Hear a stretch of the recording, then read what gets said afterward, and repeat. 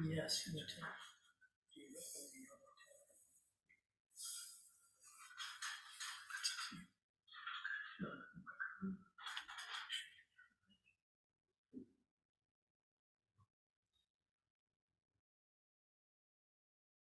Just we want to.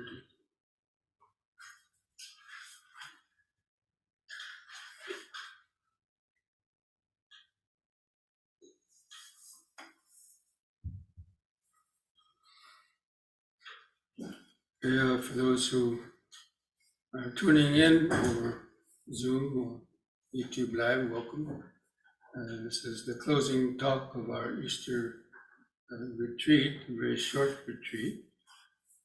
And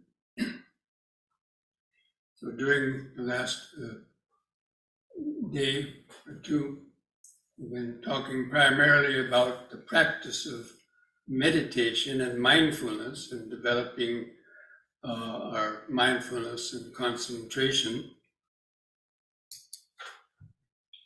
And talking about some of the psychology behind the practice of meditation.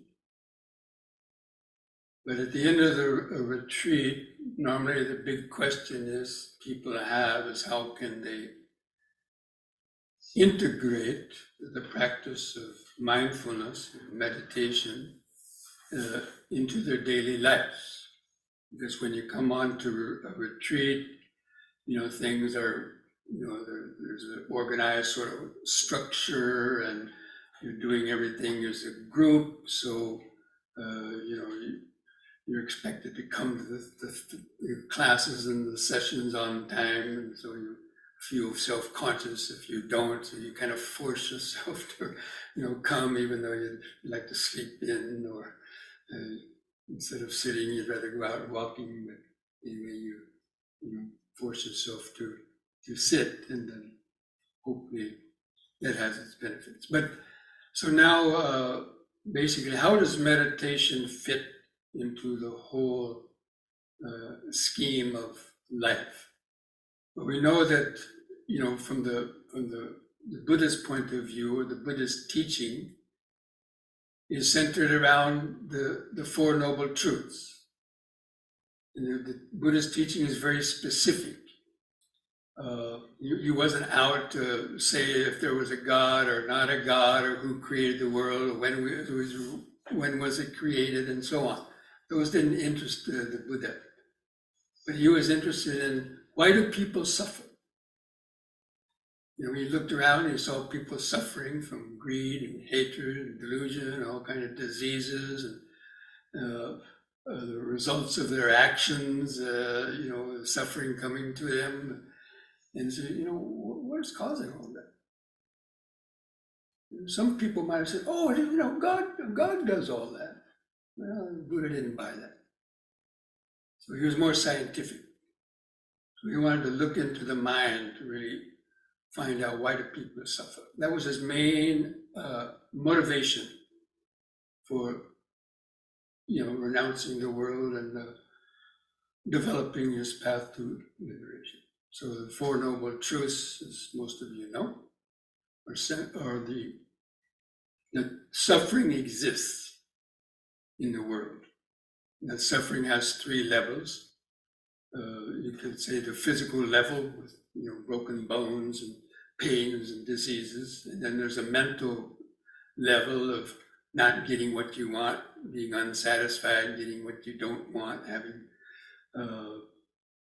all kind of nightmares and fears and other mental states, mental diseases.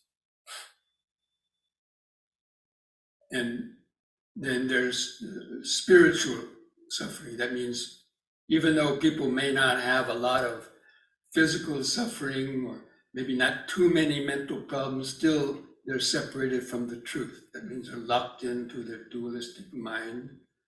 And even though life might be good, so to speak, they still might get lonely and still not be totally complete and satisfied.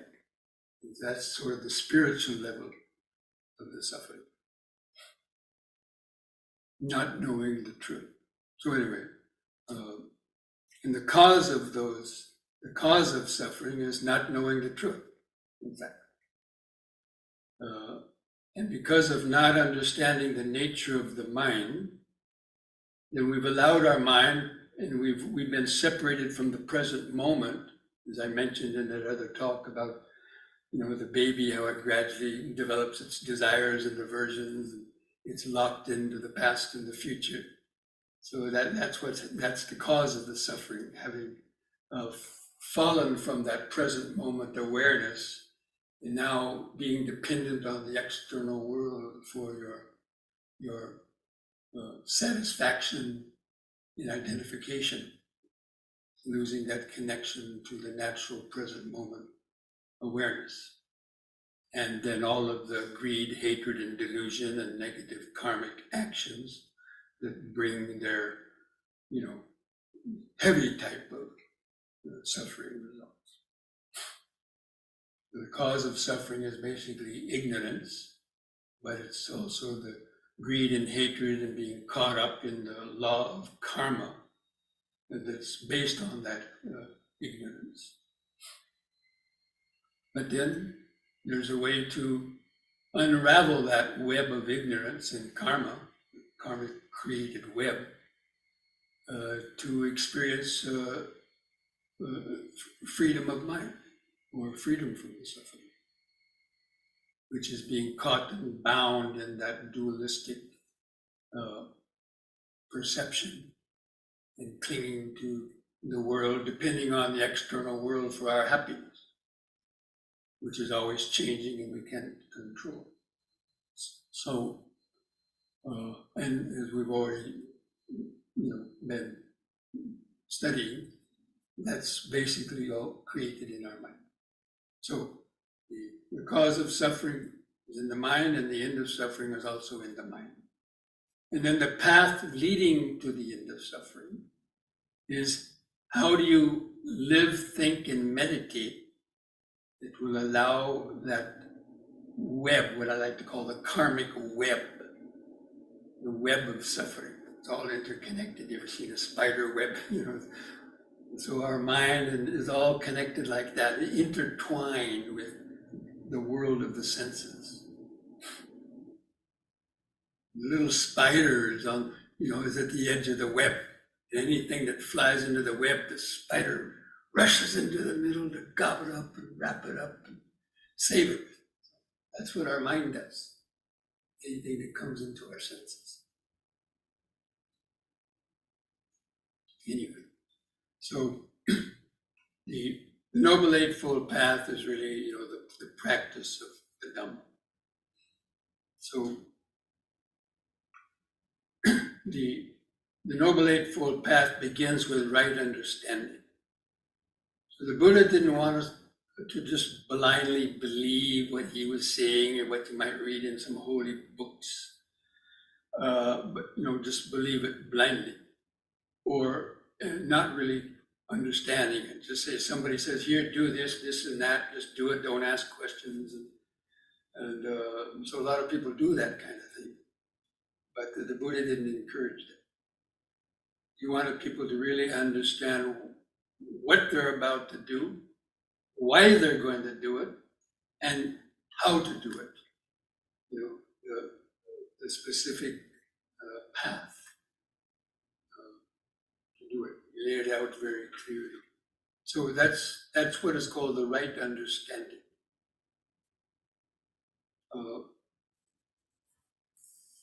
And that right understanding has three levels. First is the intellectual level.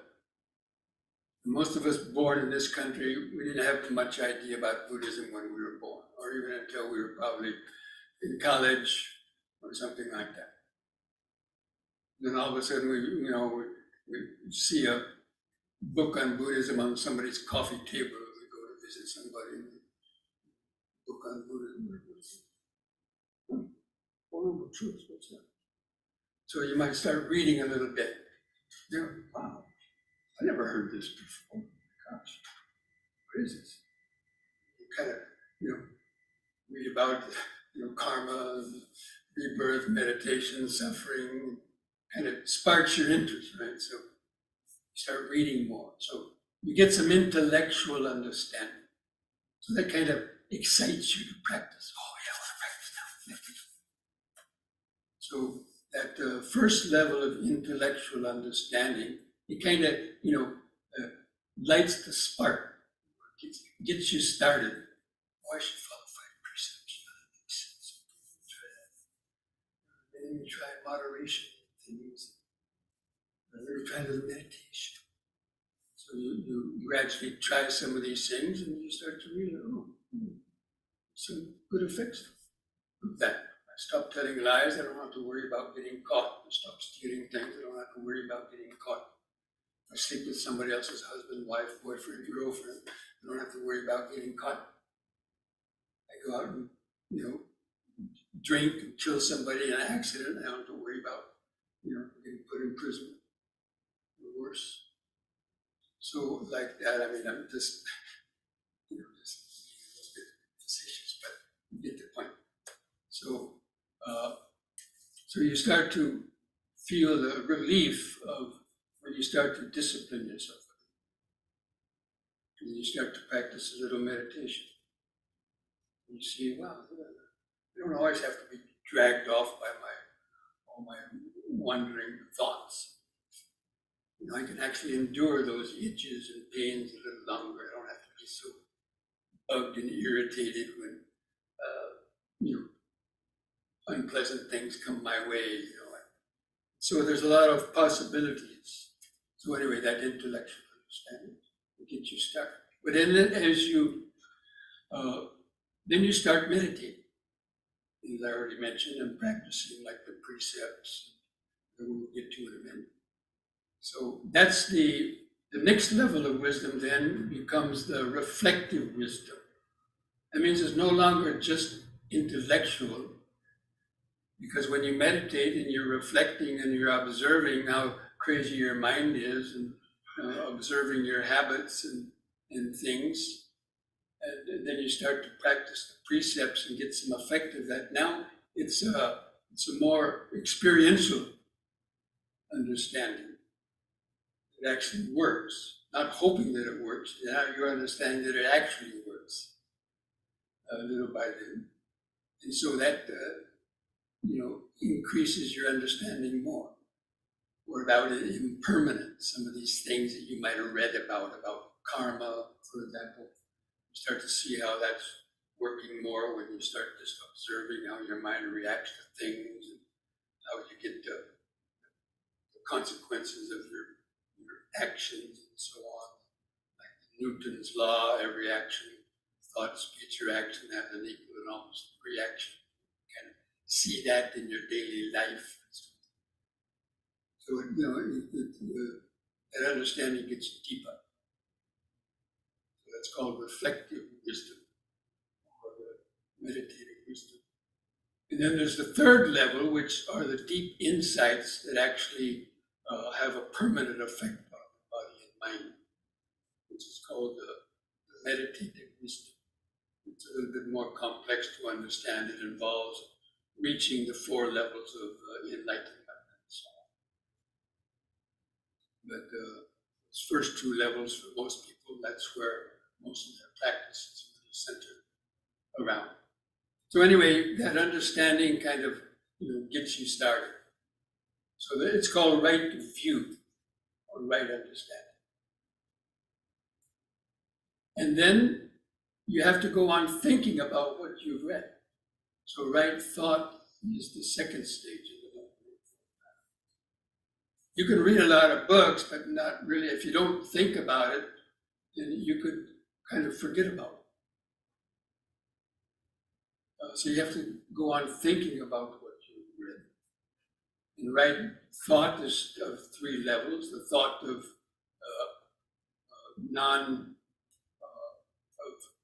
non-ill will, or metta, not having ill will and resentment and anger and hatred toward people. How nice it would be to be free from being angry all the time and having resentment and grudges and not forgiving people. It's a very hard kind of mind. See how kind of yucky that is. See the benefits of developing friendliness. And then the thought of compassion, not to be cruel to other people. So these two things are kind of close together. The friendliness, but then not being cruel. So that's where metta comes first, because you can't have compassion if you don't have metta. If you don't have friendliness to people, you're not going to be very compassionate to them. The thought of non-harming, and then the thought of renunciation. Actually, that's the first thought. The first thought. It's the thought of lightening up. Our lives are too burdened with things. People have too many material possessions, or even their mental baggage. They're holding on these memories of the past that are kind of useless, have no benefit, and worry and fret over so many things. And we put too many things in our life that we don't have time to meditate. The retreat comes up, and then you go, oh, who's going to water my 50 house plants while I'm gone? Who's going to feed my 7 cats, or dogs? And there's so many things that prevent people from, doing what they want, right? Because their lives are too burdened. So the thought of lightening up, I like to use that term rather than the thought of renunciation. People think they have to become a monk or a nun. But no, it's basically the thought of lightening up your life, putting more space and time in there, not burden, so that you have time to meditate or listen to the Lord Dhamma talks, increase your knowledge. So, but basically it means thinking about the Dhamma. Because I'll tell you the story from my own life, just a personal example. When I first heard about the Buddhism, it was in a world religions class. And we were studying the various religions of the world, but we had to write a paper on which one interested us the most. And for some reason, I chose Buddhism. And I went to the library, but at that time there was only 4 books in the whole city library on Buddhism. Now there's 4,000 or more. But so I got that intellectual understanding and wrote the paper, and my teacher gave me an A+ on the paper. First and last one I ever got. And she praised my knowledge of Buddhism. When I came back 10 years later and find that article in my chest that I had in the attic, I pulled it out, I read it, and kid stuff, watered up, threw it in the trash can. Anyway, this is a funny little joke, but so that even from what I understood now, from when I wrote the paper, it was pretty rudimentary, but still most people understand. But anyway, there was no temples around at the time. There was no place to meditate. This was 1971. So I didn't go on thinking about it because there was no one to talk about it. There was no place to get any books, nothing. So I forgot about it. And I went back to drinking, smoking, partying, getting into trouble, and things like that. So that intellectual understanding didn't do me much good at that time because I didn't go on thinking about it. So that's why the right thought is important. We have to think about what we have read. And then, after right view, right understanding, and right thought, now what are you actually going to do? You got to do something. So it means you got to clean up your karma. You have to clean up your speech. So right speech comes next. Giving up those 4 types of wrong speech that all just bring us a lot of trouble, slandering, harsh speech, telling lies, useless speech, and so on, because those things disturb the mind. So you clean up your speech. You don't have the effects of telling lies coming back to you. You're a liar, you're a liar. You told my dark secrets. I hate you. So you become free of those negative effects of using the wrong speech. And then right action, you clean up your actions of the body. You stop flipping people the finger. You stop giving body languages. You stop stealing, taking things that don't belong to you, or harming living beings, killing, but even harming, beating, using the body to harm others and so on, stealing and so on. And also the sexual misconduct, hurting people through that aggressive craving in that regard. So that's called the right action. And then there's the right livelihood. And you try not to have a job that would cause you to directly or indirectly break any of those precepts. Because there's a lot of jobs these days that involve torturing animals in terms of like medical research and so on like that. And of course, raising animals for slaughter, dealing in poisons, drugs, and weapons, and just having deceitful jobs that tell lies, don't tell the truth about their product, like in business now. Even in medicine, they don't tell the real truth about some drugs, maybe, or not the whole truth, or certainly so many other types of products. Or tobacco companies say, "Oh, tobacco doesn't cause any harm." It's 70 years ago. No. So anyway, so that having a job that wouldn't cause you to break any of those precepts. So you can go home at night and say, "Today I didn't harm a flea. No one's going to be come looking after me. No one's going to be, blaming me for whatever." So many different sort of things. So you can have a free conscience. This is the main thing. So the right action means basically following the precepts, what we do with our body and speech, because it has the consequences. And then the livelihood, so earning the living that wouldn't cause you to have to compromise your precepts. It's getting harder and harder to find a job these days that is totally free from any of those things. So, that's the hard part of the Dhamma is learning how to follow the precepts, because the habits and the momentum of society is largely, not following those precepts. I mean, a lot do, and maybe some observe some of them, not all of them, but anyway, that's really the work of overcoming suffering. Because almost all the problems in life and in society, individual life as well as in society, comes from people not following those precepts. They cause harm to themselves, they cause harm to their families, they cause harm to the society in general.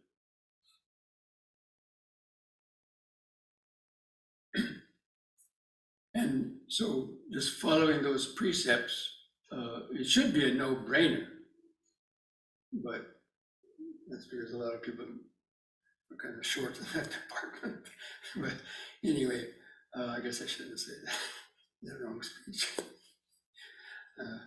Shading people, now they have a term for it. Don't shade me. I'm not making jokes about that. Just, okay. So now comes the last 3 steps of the Eightfold Path, is right effort. So it's the effort to do all of the above. The effort to accumulate right view, the effort to practice right thought, and right speech, action, and livelihood. It's hard for people to change. It's easier just to do the automatic habits and follow the crowd. It's more difficult to change.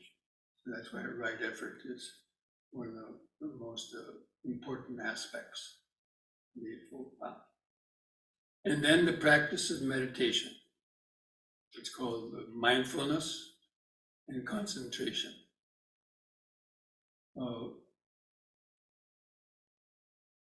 And those are where we then, the meditation, those last two, they're mentioned last because if you don't have the first steps, at least in order to some extent, your meditation is not going to go very deep and you're liable to get frustrated and give it up altogether after a while, or say it doesn't work and so on, because, you didn't follow the methodical steps. The Buddha laid out all these different categories of practices in a certain order because, they're developed in a certain order by the nature of their gradual unfolding, like a stepping stone. If you want to cross a river on eight stones, put into a river, most people can't just jump to across the other stones. You have to plant one foot on there, make sure you're not going to get swept away, and plant another one. Gradually you get to the other side. So the same way with the Noble Eightfold Path. They're given in that order. So if your views are wrong, if your understanding is wrong, then your thoughts will be wrong. You have a certain belief system. So therefore you're going to think in that way. Like whatever you believe, how the world was created, who created the world, or what's going to happen after death, or if there's karma or no karma, you're going to think and act according to that. So if your thoughts are wrong, your speech will be wrong. And when your speech is wrong, your actions will be wrong. Now, when I use the word wrong, this right and wrong thing, it sounds quite moralistic and so on, but it means a wrong speech means speech that gets you in trouble. That has its negative consequences, or actions, or even our thoughts. That's the things that you do that are going to bring us suffering. So anything that brings you more suffering would be considered wrong. Or some people use different words, but like they're harmonious, wholesome view, wholesome speech, harmonious speech, and so on. But anyway, the right speech, right action, all those follow. And if your speech is wrong, actions will be wrong, the livelihood will be wrong, your effort will be wrong, your mindfulness will be wrong, and your concentration will be wrong. And you'll stay enmeshed in the web of suffering for the most part. Okay, so that's the Eightfold Path. And the Eightfold Path is divided into 3 sections, because a lot of people can't remember 8 things. And how many of you could remember all of those 8 things I just mentioned? Those 8 steps. I know some of you who are well versed in Dharma probably can. So they're grouped into 3 sort of umbrella groups. So the right view and the right thought belong to what is called the wisdom category. And the right speech, right action, right livelihood and belong to the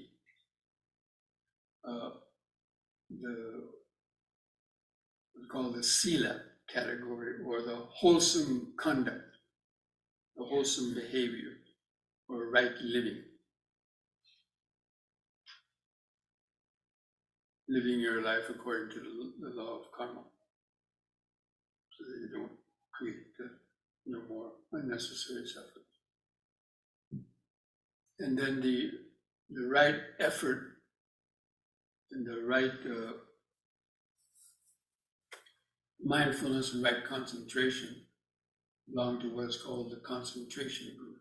So the Pali words for these three categories are sila, samadhi, and panya. Actually, they're usually mentioned in that order, sila, samadhi, and panya. Of the sila is the discipline, following the precepts, avoiding those negative actions. And then samadhi is the concentration. And then the wisdom is that deeper level of wisdom that I mentioned at the beginning. So in the beginning, the first level of wisdom, intellectual wisdom, gets you started. So you start to practice a bit of right thought. You start to practice a bit of precepts. But as you're practicing and you get a little bit of benefit, then you say, well, if I practiced a little, maybe you get a little benefit. Maybe if I practice more, I get more benefit. Yeah. Makes sense, right? And so that motivates you to keep practicing. And then you get to the second level of wisdom, which is that deeper reflective level. And then all that keeps on snowballing in your practice in terms of your practice getting better. And then eventually your concentration will become mature enough that you can then gain that last level of wisdom. So it's not that you leave wisdom for the last when you're seeing this sila, samadhi, and panya, but that wisdom is on three levels. So that has to come first at the intellectual level. They get you started. The second level keeps you going, and the third level gets you to the end. It's called the Dhamma that's good in the beginning, the Dhamma that's good in the middle, and the Dhamma that's good in the end. And so that's how we have to see that Noble Eightfold Path. And we have to see how all that fits in to the life.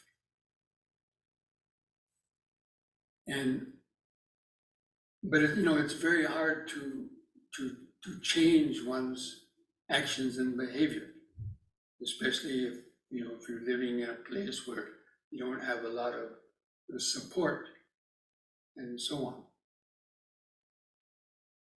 And especially with the practice of meditation, a lot of people get, they come to a retreat, they get motivated to want to practice. And then, as I mentioned before, when you're in the retreat, it's fairly easy to kind of force yourself to come to all the programs and meditate, sit through that pain, and or have to endure these boring lectures and so on. So anyway, you force yourself through it, and hopefully you get some benefit from it. But when you go home, and there's no one to meditate with, or there's nobody to watch what you're doing, the teacher's up here and say, oh, straighten the spine, straighten the spine. Wake up that sleepy little. So there's no one to watch you or tell you to do that, right? So then we tend to, our old habits tend to come back.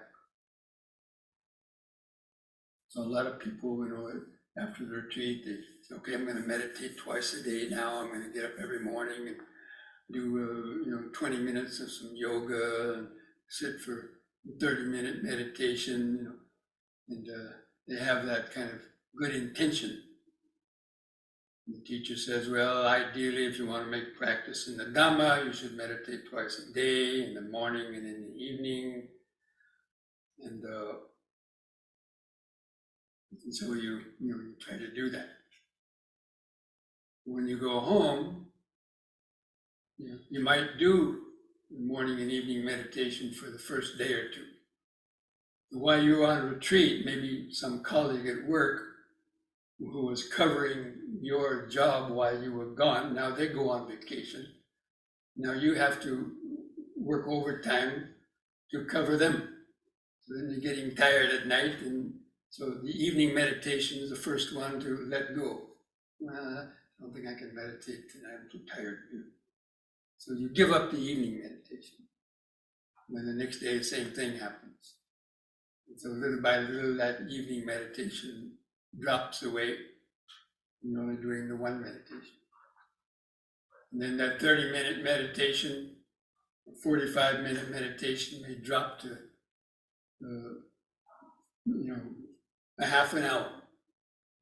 After another week or two, the half an hour meditation drops to 15 minutes.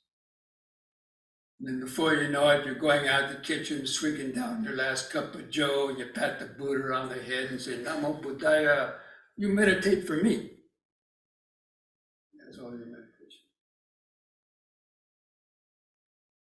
Oh yeah, seen that before. So unfortunately, that's a reality that happens to a lot of people. So what to do? Vasatu.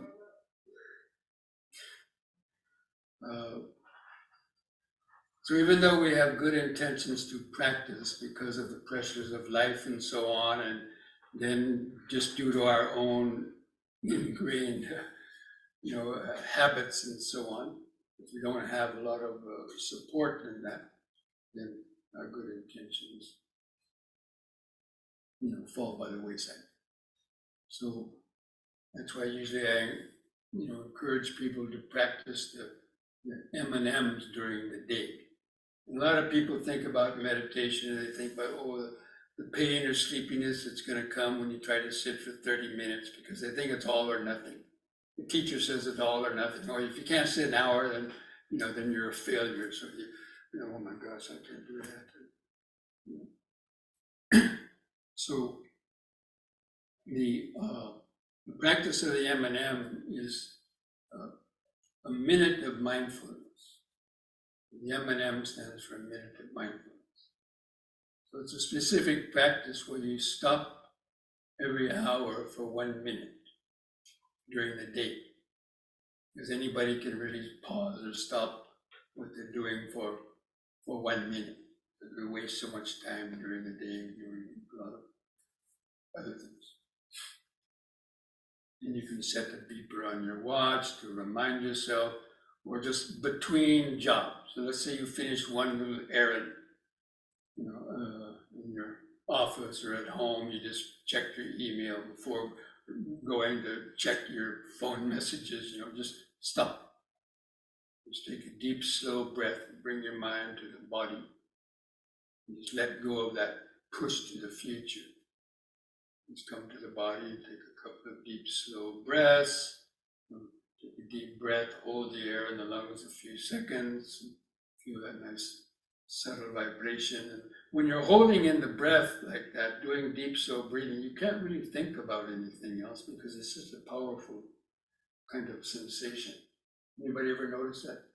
When you're holding in your breath 4 or 5 seconds, you couldn't really think about anything because that sensation was so overwhelming. And usually it was a nice sensation that by the time you let out your breath, you would have forgotten what you were worrying about, you're thinking about before. So anyway, you can do that for 2 or 3 breaths, or just be in the present moment. Just feel the body, feel the subtle vibrations, and bring back whatever Dhamma understanding that you have. But you could also practice forgiveness and metta in that 1 minute. Let's say in the last hour somebody insulted you, or you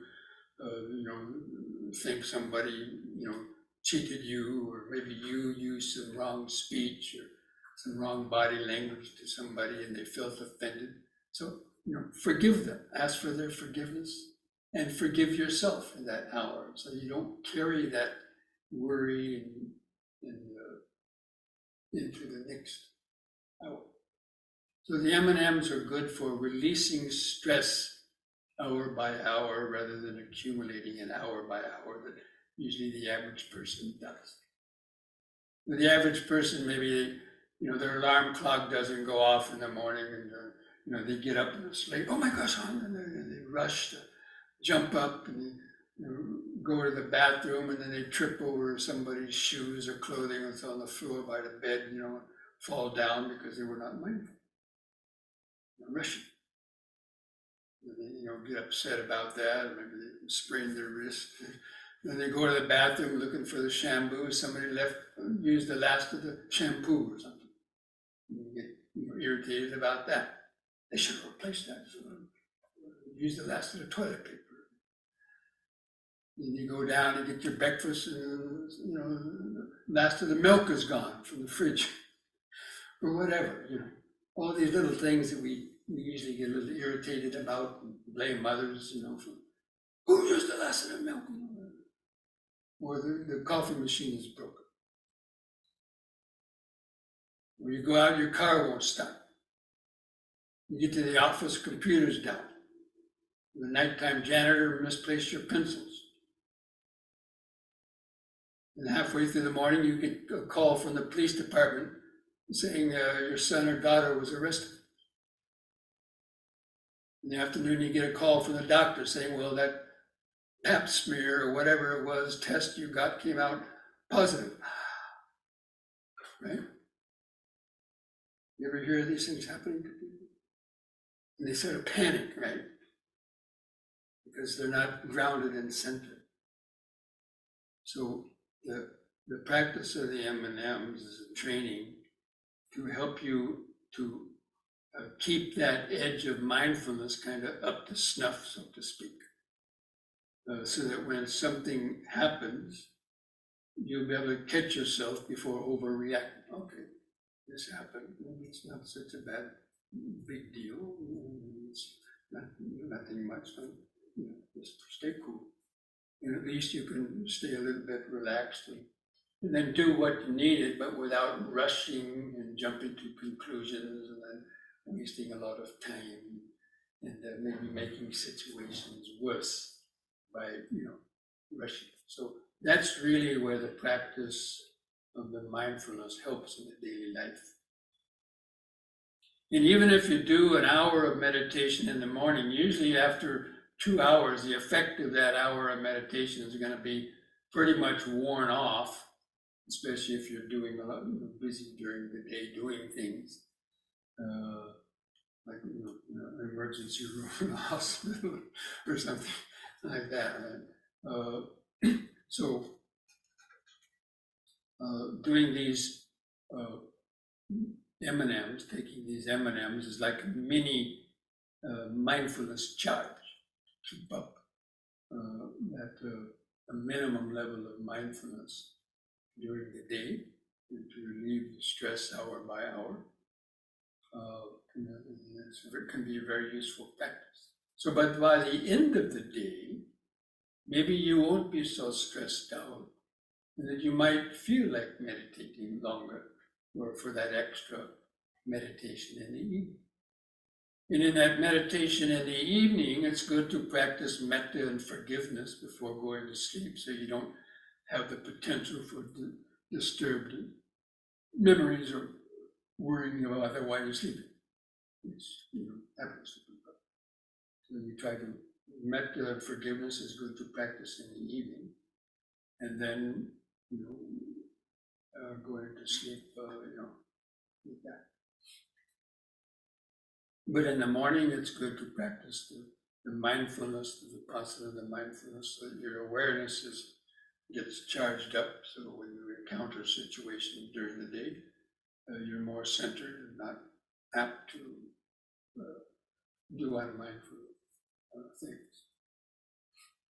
And then also, there's other times we can practice, because the day too short for most people. So we have to take advantage even of one idle minute. Usually we have a minute or two here or there where we're waiting around for something. Like favorite example is standing in line at the supermarket or some other place where you have to stand in line waiting for something, right? The average person looks around and criticizes that person's hairdo, criticizes that person's shoes, or that person, how they're treating their children, and letting their nose get into other people's business. Instead, you could just, while waiting, that's why I had you practice standing meditation, so hopefully you get used to that. Stand here, just waiting in line, just close the eyes. You don't even have to close the eyes. feel the body, take some deep, slow breaths, standing, standing, standing. And then, take a step forward when the line goes down. So there's lots of little moments like that. You can practice these, you can't stop for a whole minute, even just 10 seconds. Or instead, you're in the shopping checkout line. Then, the cashier, the machine gets stuck, and the cashier is fumbling with the roll of tape, getting frustrated, and people are getting frustrated, and you can send out method to them, instead of getting angry yourself about it. Or somebody cuts in line, have compassion. Okay, you might have 3 kids at home waiting for dinner, come on, go and find them. So there's lots of opportunities to practice these little aspects of Dhamma practice, compassion, friendliness, and the mindfulness. You're standing there in line, and you look over all these magazines, the tabloids over here, and you say, Michael Jackson was really born. Oh, that's your eyes get carried away. So you keep your eyes in the sockets, almost on yourself, and you can get a lot of joy and happiness from that, actually, everyone else is running around, and you're just centered in that awareness. It can be a very nice feeling. So, we have to take advantage of all those times. And even when you're driving, you come to a red light. Okay, you're gonna got 30 seconds to wait. Take a few, straighten up in the seat, and take a few deep, slow breaths. Just come to the moment. Just feel the body, the hands on the wheel. Sitting, breathing, you hear a horns honking, or people are shouting, it's hearing, And, you have to pay attention when the light changes green. If you're not aware that somebody honks behind you. So, anyway, Dhamma can be a lot of fun. If you know how to practice the Dhamma, especially in these little short things out there, in the world, it can be actually a lot of fun.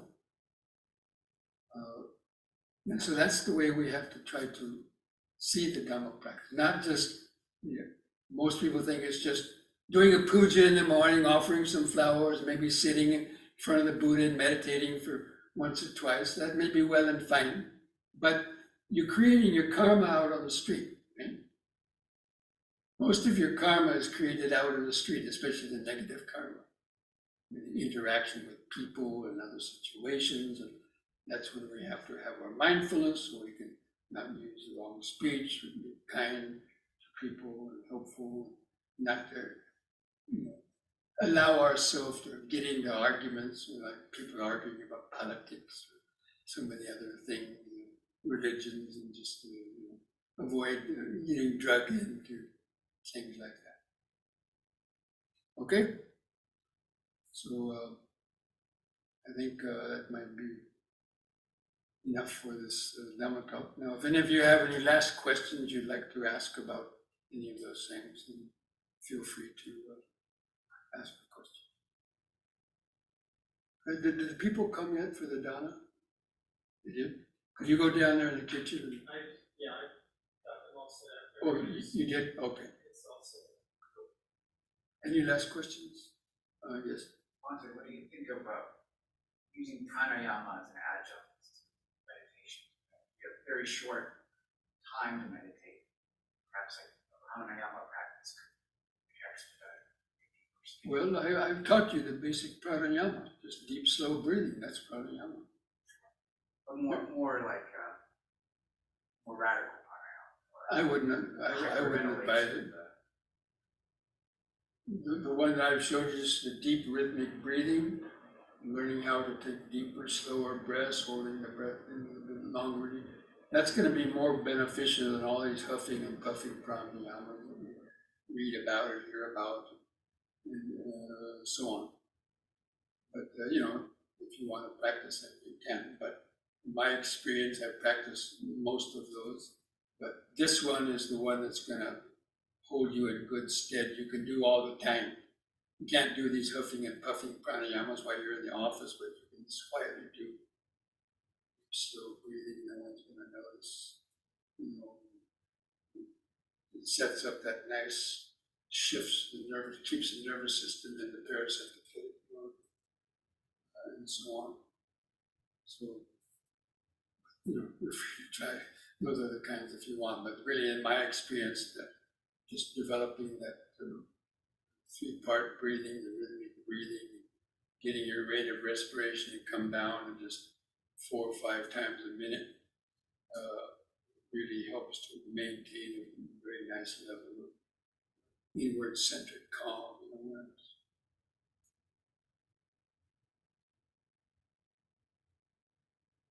Any other questions?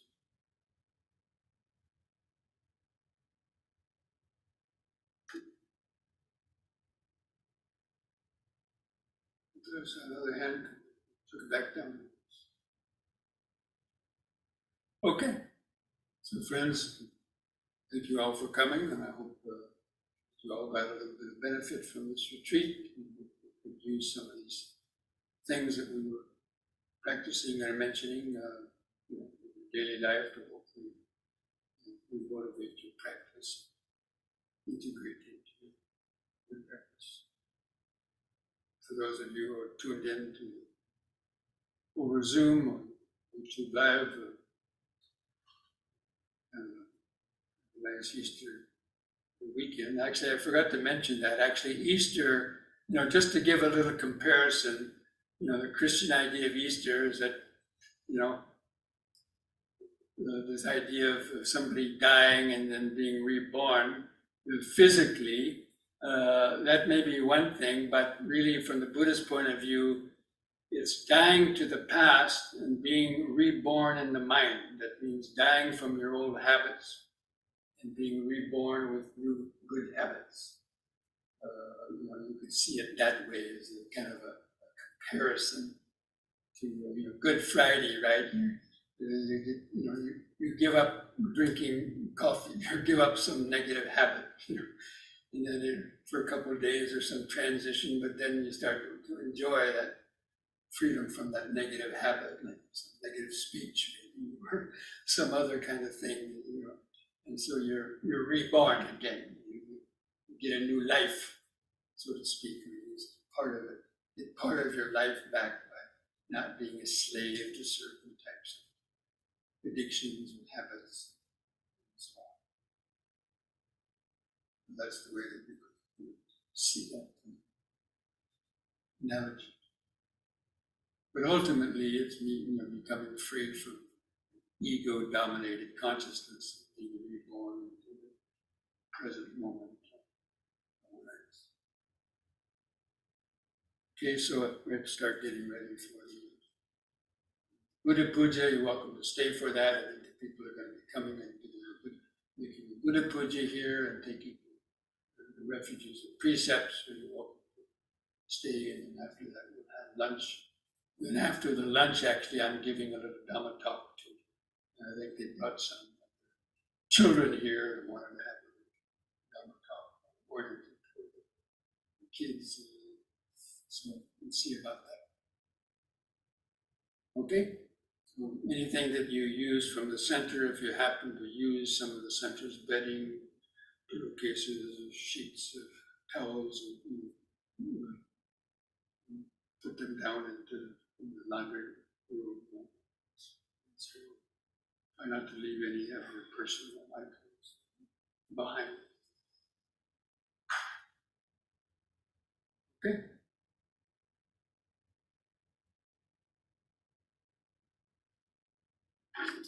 You can say sadhu if you want.